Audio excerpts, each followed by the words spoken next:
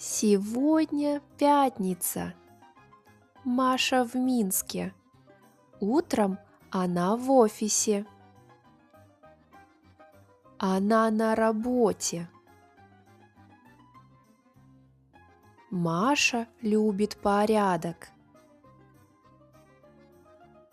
На столе у нее лежат важные документы, стоит серый ноутбук и кружка чая.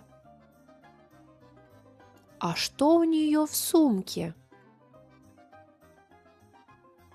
Там лежат паспорт, билет, ключи и кошелек. Обед. Маша идет на почту. Ей нужно забрать посылку. Здравствуйте. Я хочу забрать посылку. Здравствуйте. Хорошо. Дайте, пожалуйста, ваш паспорт. Секунду. Где же он? В сумке? Нет.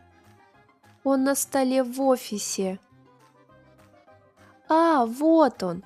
Он в маленьком кармане в сумке. Извините. Ничего страшного. Вот ваша посылка. Спасибо. До свидания. Маша кладет посылку в сумку. Потом она пьет кофе в парке. 5 вечера. Работа закончилась. Маша едет на вокзал. Сегодня она едет в другой город, в Гродно. Она стоит на перроне.